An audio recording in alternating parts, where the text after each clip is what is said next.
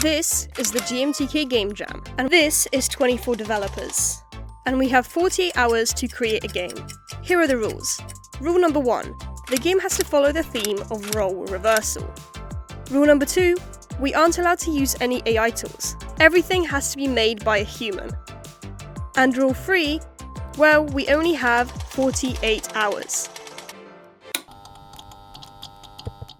Alright everyone, so it's technically day 0, and this is when the big theme was revealed to us. And here is everybody's reaction. Wow. Right, I'm an artist now. we're not gonna like that, guys. We're switching roles. No. We're not gonna reverse our team role. I think it's easy to say we all liked it. Now, with 24 people, there is going to be a lot of ideas. And to ensure that everyone is involved in the process, Jonas and Jan, the project managers, created a system where everybody thinks of an idea. This idea will then be passed in a circle where the next person adds to it, resulting in 24 total ideas. Oh, and I forgot to mention, we did this in groups of 5 so it's easy to manage. At the end of it all, everyone will democratically vote for their favourite, and we will be left with one idea being our winner. So the idea that won was an Overcooked inspired horror game, where you play as a ghost who lives in a haunted mansion. Every night, ghost hunters come into your home to try and photograph evidence of paranormal activity. But you are trying to prevent this from happening. So you have to go around the mansion fixing haunted items while making sure you don't accidentally cause any mayhem. With the idea nailed down, let's get started. My first task was creating a vision cone for the ghost hunters.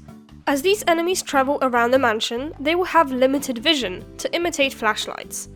For this, I needed to create a vision cone, and also a system for spotting haunted items that are currently in their vision. For the vision cone itself, I opted for creating a mesh in the shape of a cone, rather than just using raycasts. This is because I wanted the cone to interact with the environment. Like you can see here, the vision cone will stop if it comes into contact with any solid object. To create this effect, I created a bunch of small triangles made up of vertices and indices, and joined them together to create this final shape. Now, the reason I made a bunch of small triangles rather than just one big one, well, it's because it allows me to cull and remove any pieces that I don't want. You see, to make this cool effect that I showed you earlier, I am simply removing any triangles that are past the object that is in the way. This is actually pretty accurate to real life. If you shine a torch at an object, the light doesn't penetrate through, as long as the object is solid and opaque. And thanks to NonRam, who created this lovely material, it makes it look quite nice. And now, for tracking any haunted objects that are in the vision cone, well, it's quite simple. But before I explain that, let me show you how haunted objects work. For reference, this item system was developed by other people. So the map is filled with a bunch of items, or objects, and each of these items have a state system. They have a state for when they are idle and nice and quiet, and a state for when they are going insane and are actually haunted. In the case for the hunters, they are only interested in them if they are going insane. So now back to the item finder system. I simply looped through any objects that were in the bounds of the vision cone. We calculate the bounds by grabbing both sides of the cone and its length, and that gives us the area. And now, any items inside this vision cone bounds that have the correct tag get added to a list. That way, the hunters will be able to track all objects that they can see. Eventually, if the item becomes haunted, they will set that as their target. Taking a quick break from my work, in the meantime, the artists were creating some really awesome, well, art that I wanted to show off. This is the player model of the ghost. I personally really like the transparent material and the wiggly animation on it. And these are the antagonist ghost hunters, which look really adorable actually. And these are a bunch of models for the haunted items and decorations for the mansion in general. I really am amazed by the quality of these. There was also a bunch of really cool materials, UI and other art being made, so thank you everyone who contributed to it.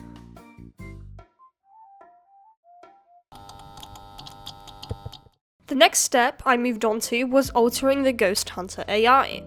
Aya, a fellow YouTuber, had initially worked on these ghost hunters, but they experienced quite a few changes throughout development. So instead of trying to explain every little part that each person did, I thought I would just explain to you how they work. The core of the hunters is this nav mesh agent. This is a Unity component that creates the main logic for movement and navigation. With this, we were able to create a nav mesh map of the level to make sure that the enemies knew where obstacles were and would avoid them. Apart from that, we have this Ghost Hunter script that controls the logic of the AI itself. The AI has different states that allow us to control its actions. We have the idle state for when they are standing around, the moving state for when they are actually moving, the altered state, which is when they spot a haunted item. During this, they will also move towards it, the anticipation to take photo state. This one sounds a little confusing, but it's basically the period of time where the hunter takes the camera out and is getting ready to take the photo. It basically gives the player some time to react. And finally, the take photo stage, which is when they are literally taking the photo. Apart from the states, the hunters have different roles. Since the game only ever has 2 hunters at once, one of them is deemed a leader, while the other one is a follower. The follower hunter will basically follow after the leader with a bit of a gap in between. This however changes once you're halfway through the night, which is when both hunters are now independent and navigate separately. This change was mainly to make the game start easier and get harder as you play it. It also makes it slightly more interesting. And that's basically the AI. Oh, but a cool thing I wanted to show you is that there is this debug bubble message implemented that tells us what state the AI is in. This is never enabled in the actual game, but I thought it was a really good method of actually testing the AI. One of the other features I wanted to show off is the voice lines. While you play the game, the mansion will start playing random voice lines, sort of taunting you. Here, have a listen. My favorite painting, The Scream. Better than your mother's cooking. Ooh, that's an antique. I ended up implementing a system that will shine a bright light when this happens, to indicate that the house is actually speaking to you. I did this through a simple LERP system, where I increase/decrease the intensity of the light. At the end of the game jam, I was also fixing a couple bugs, and then unfortunately I had to leave. But everybody came together to finish the game, and before I end this video, I wanted to show off a couple things worth mentioning. First of all, we have some really awesome paintings around the mansion, and the art for these looks amazing. I really love it. Another thing to mention is we were actually able to add a short little tutorial, which we weren't sure if we would have time. Unfortunately, it wasn't as interactive as we wanted it to be, but it worked out okay. We also managed to get a pause menu implemented, which is a great bonus. It's now available to play on itch.io, and I will leave a link down below. And everybody who worked on this game will also have a link in the description below. Please go check them out. And if you enjoyed this video, please consider subscribing and liking, and I'll see you all next time. Bye!